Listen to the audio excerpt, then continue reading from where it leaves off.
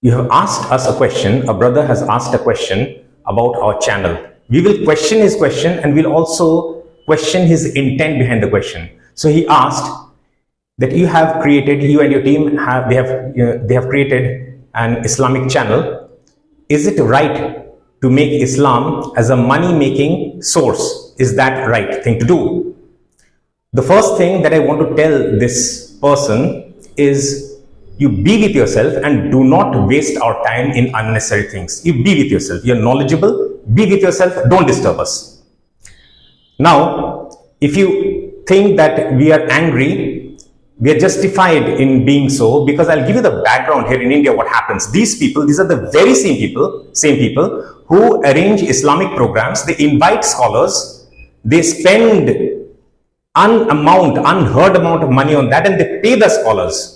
And these people have the audacity to question us on this thing. That was point number one. So he should first go and ask his scholars who charge from them and they willingly give them money, what sort of things he is involved in. Second, this channel, for a long time, we were not inclined to open this channel at all, or any of our Islamic channels at all. We are not inclined to do so. You are part of that 999 out of every 1,000 who is destined for hellfire, as Allah SWT has mentioned in the Quran, in Surah Araf chapter 7 verse 179. Go and read that for yourself, that the majority of the humankind and the jinn kind are destined for hellfire. You are one of them. And that majority, how much is that majority, is further being clarified in the hadith statement, in which Allah himself gives us that information through the Prophet Muhammad SAW, obviously. It's called Hadith Qudsi, which means that it is the teachings of Allah SWT through the words of the Prophet Muhammad SAW. That's why it's hadith and not part of the Quran itself. Anyway, so Allah described that majority as being 999 out of every 1,000. You are part of that and you be with that. Do not disturb us in our work. Secondly, this, as I said, we were not intending to open this channel, but there is so much misinformation that we thought, okay, let that one person be benefited out of this. There's no other intent.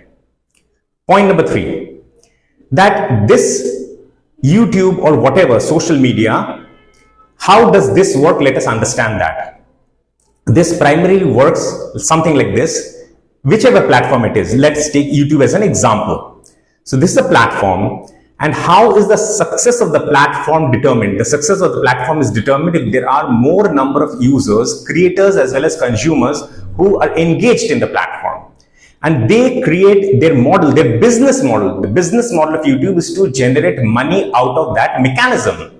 And when they generate money, so our intent is not to earn money, not to earn income, not to earn revenues, not to earn profits. That's not our intention at all. When they generate that revenue, because of your contribution, then they share a part of that with you. So the majority, maybe 50-60%, they keep for themselves, and the rest, maybe around 30-40%, they give it back to the creators. So if that happens, we are recording it for free, making it accessible to you for free. You are getting it for free. What is the problem? In the other programs, Islamic programs that you arrange, you spend money and you give the scholars as well. And if the audacity to speak like this, shame on you. Next. So these are the 2 points that we have already covered. Point number 3, the primary intent is not even that. As I said, the primary intent is to make this information accessible to anyone, to that 1 out of 1,000 who is searching for that information, to make it accessible. And I know 999 will not be benefited. Let you not be benefited. That is our purpose in life, that you should not be benefited. But let that path be open for that one person who wants that guidance. Guidance is from Allah, but we are the mechanism through which these words may reach him. So that is point number 3. So as I said, in short, this is not a money-making venture or business strategy that we are employing. This is just to spread information.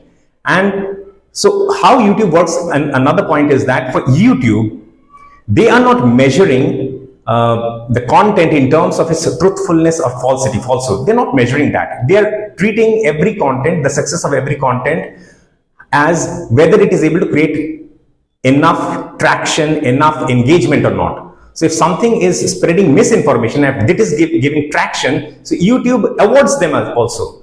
So this is what is happening. The misinformation is spreading like wildfire, and no one is able to do anything, because most of the people who are engaged are themselves not up to that mark Islamically, in terms of knowledge, in terms of trying to reach the level of ihsan that they have this comprehensive knowledge about. So they are useless fellows basically.